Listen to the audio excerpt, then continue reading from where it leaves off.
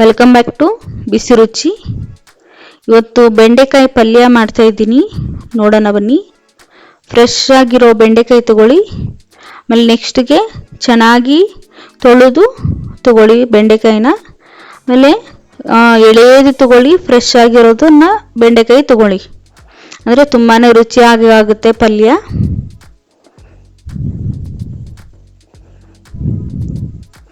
ಬೆಂಡೆಕಾಯಿ ತೊಳೆದ ನಂತರ ಸ್ವಲ್ಪ ನೀರು ಇರುತ್ತಲ್ಲ, ಇದನ್ನ ನೀರಿನ ಅಂಶ ಹೋಗಬೇಕು.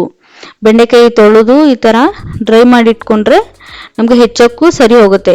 ಇಲ್ಲ ಅಂದರೆ ಅದು ಲೋಳೆ ಲೋಳೆ ಬರುತ್ತಲ್ಲ, ಸೊ ಕಟ್ ಮಾಡೋಕ್ಕೂ ನಮಗೆ ನೈಫಿಗೆಲ್ಲ ಅಂಟ್ಕೊಳ್ಳುತ್ತೆ. ಸೊ ಅದಕ್ಕೋಸ್ಕರ ಅಷ್ಟು ಸರಿಯಾಗಿ ಬರಲ್ಲ. ಇಲ್ಲಿ ಹಸಿ ಮೆಣಸಿನ್ಕಾಯಿ ಮಿಕ್ಸರ್ ಮಾಡಿಟ್ಕೊಂಡಿದ್ದೇನೆ.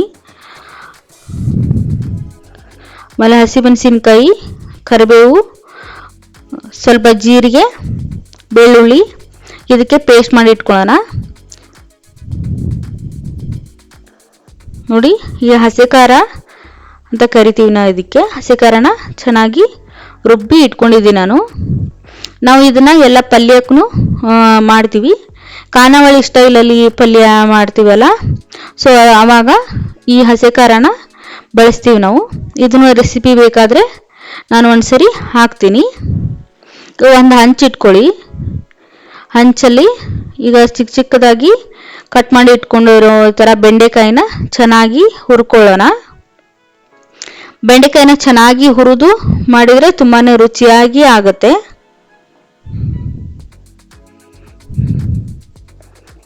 ತುಂಬ ಫ್ರೆಶ್ ಆಗಿತ್ತು ಬೆಂಡೆಕಾಯಿ. ಫ್ರೆಶ್ ಆಗಿದ್ದು ನೋಡಿದರೆ ಯಾವಾಗ ಪಲ್ಯ ಮಾಡಿದ್ದೀನೋಪ್ಪ, ಯಾವಾಗ ತಿಂದಿದ್ದೀನೋ ಅಂತ ಅನಿಸುತ್ತೆ, ಅಷ್ಟೊಂದು ಫ್ರೆಶ್ ಆಗಿತ್ತು.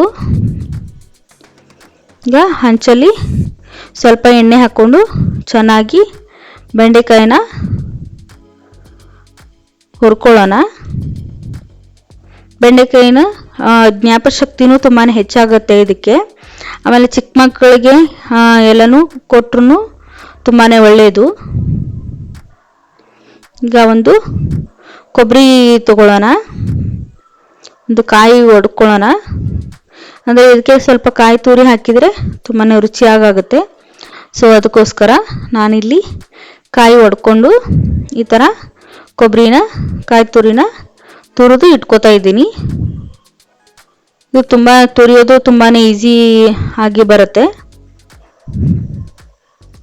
ನೋಡಿ, ಈ ಥರ ಕಾಯಿನ ತುರಿದು ಇಟ್ಕೊಂಡ್ರೆ ಎಲ್ಲ ಪಲ್ಯಕ್ಕೂ ಹಾಕ್ಬೋದು. ಪಲ್ಯ ಮತ್ತು ಸಾಂಬಾರು, ಹುಳಿ ಮಾಡಬೇಕಾದ್ರೆ ತುಂಬಾ ಅನುಕೂಲ ಆಗುತ್ತೆ. ನಾನಿಲ್ಲಿ 2 ಥರ ಏನೋ ಪಲ್ಯ ಮಾಡ್ತಾ ಇದ್ನಲ್ಲ, ಸೊ ಅದಕ್ಕೋಸ್ಕರ ಹೆಚ್ಚಿಗೆನೇ ಸ್ವಲ್ಪ ಕಾಯಿ ತುರಿನ ತುರಿದು ಇಟ್ಕೊಂಡಿದ್ದೀನಿ.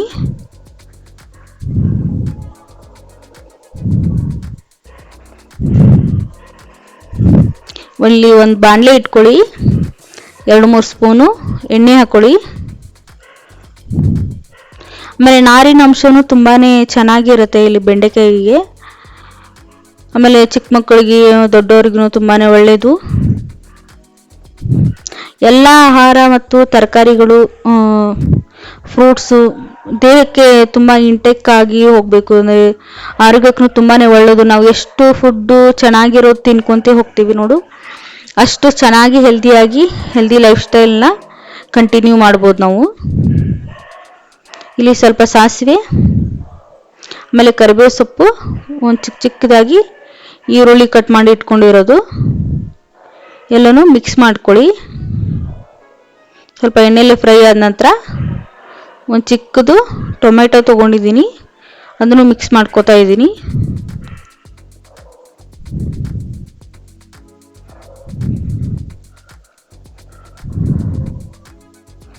ಸ್ವಲ್ಪ ಚಿಟಿಕೆಯಷ್ಟು ಅರಿಶಿನ. ಟಿಫಿನ್ ಬಾಕ್ಸಿಗೆ, ಆಮೇಲೆ ಮಧ್ಯಾಹ್ನ ಲಂಚ್ಗೆ, ಡಿನ್ನರ್ಗೆ ಯಾವಾಗ ಬೇಕಾದರೂ ಮಾಡ್ಕೋಬೋದು ಇದನ್ನು. ಇಲ್ಲ ಹಸಿ ಖಾರ ಮಾಡಿ ಇಟ್ಕೊಂಡಿದ್ನಲ್ಲ ಪೇಸ್ಟು, ಸೊ ಅದನ್ನು ಹಾಕ್ತಾಯಿದ್ದೀನಿ. ಸ್ವಲ್ಪ ಗುರೋಳ್ ಪುಡಿ, ಸ್ವಲ್ಪ ಶೇಂಗಾ ಪುಡಿ, ಸ್ವಲ್ಪ ರುಚಿಗೆ ತಕ್ಕಷ್ಟು ಉಪ್ಪು, ಒಂದು ಚಿಟಿಕೆಯಷ್ಟು ಸ್ವಲ್ಪ ಬೆಲ್ಲ ಹಾಕ್ಕೊಳ್ಳಿ, ಅಂದರೆ ಟೇಸ್ಟು ಡಿಫ್ರೆಂಟಾಗಿ ಬರುತ್ತೆ. ನಾನಿಲ್ಲಿ ಖಾನಾವಳಿ ಸ್ಟೈಲಲ್ಲಿ ಬೆಂಡೆಕಾಯಿ ಪಲ್ಯ ಮಾಡ್ತಾಯಿದ್ದೀನಿ. ತುಂಬಾ ರುಚಿಯಾಗುತ್ತೆ. ರೊಟ್ಟಿ ಜೊತೆ ಅಂಕರು, ಜೋಳದ ರೊಟ್ಟಿ ಜೊತೆ ಅಂಕರು ತುಂಬಾ ಚೆನ್ನಾಗಿ ಆಗುತ್ತೆ ಇದು. ಯಾರೆಲ್ಲ ಬೆಂಡೆಕಾಯಿ ಪಲ್ಯನ ರೊಟ್ಟಿ ಜೊತೆ ಟ್ರೈ ಮಾಡಿದ್ದೀರಾ ಅಂತ ಕಮೆಂಟ್ ಮಾಡಿ. ಇಲ್ಲಿ ಹಸಿ ಕೊಬ್ಬರಿ ತುರಿದಿಟ್ಕೊಂಡಿದ್ನಲ್ಲ, ಸೊ ಅದನ್ನು ಹಾಕ್ತಾಯಿದ್ದೀನಿ. ನಾವು ತೆಂಗಿನೆಣ್ಣೆ ಯೂಸ್ ಮಾಡಲಿಲ್ಲ ಅಂತಂದರೂ ಈ ಥರ ಕಾಯಿ ಇದು ಇಂಟೆಕ್ ಹೋಗುತ್ತಲ್ಲ ನಮ್ಮ ದೇಹದಲ್ಲಿ, ಅದನ್ನು ತುಂಬಾ ಒಳ್ಳೆಯದು. ಅಂದರೆ ಕಾಯಿ ತುರಿ ಆಮೇಲೆ ಕಾಯಿನ ತುಂಬಾ ಬಳಸಿ, ಅಂದರೆ ಆರೋಗ್ಯಕ್ಕೂ ತುಂಬಾ ಒಳ್ಳೆಯದು.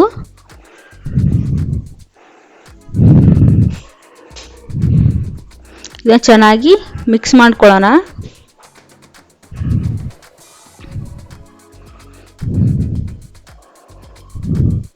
ಅನ್ನದ ಜೊತೆ ಚಪಾತಿ ಜೊತೆನೂ ತುಂಬಾ ಚೆನ್ನಾಗಿರುತ್ತೆ. ಒಬ್ಬೊಬ್ಬರು ಚಪಾತಿ ಜೊತೆ ಇಷ್ಟಪಡ್ತಾರೆ, ಒಬ್ಬೊಬ್ಬರು ರೊಟ್ಟಿ ಜೊತೆ ಇಷ್ಟಪಡ್ತಾರೆ. ಆಮೇಲೆ ರೈಸ್ ಜೊತೆನೂ ತುಂಬಾ ಚೆನ್ನಾಗಿರುತ್ತೆ ನೆಂಚ್ಕೊಂಡು ತಿನ್ನೋಕ್ಕೂ. ಚೆನ್ನಾಗಿ ಮಿಕ್ಸ್ ಮಾಡ್ಕೊಳ್ಳಿ. ತುಂಬಾ ಡ್ರೈ ಅಂತ ಅನಿಸಿದರೆ ಸ್ವಲ್ಪ ನೀರನ್ನು ಚಿಮುಕಿಸಿ, ಅಂದರೆ ನೀರು ತುಂಬಾ ಹಾಕಬೇಡಿ. ಅಂದರೆ ಆಲ್ರೆಡಿ ನಾವು ಎಣ್ಣೆಯಲ್ಲಿ ಎಲ್ಲ ಫ್ರೈ ಮಾಡಿ ಇಟ್ಕೊಂಡಿರೋದ್ರಿಂದ ಅಷ್ಟೇ ಸಾಕಾಗುತ್ತೆ. Thanks for watching. ಇಂಥ ಒಳ್ಳೆ ರೆಸಿಪಿಗಳನ್ನು ಕಲಿಯಲು ಲೈಕ್ ಮಾಡಿ, ಶೇರ್ ಮಾಡಿ, ಸಬ್ಸ್ಕ್ರೈಬ್ ಮಾಡಿ. ಮುಂದಿನ ರೆಸಿಪಿ ಜೊತೆ ಮತ್ತೆ ಸಿಗೋಣ.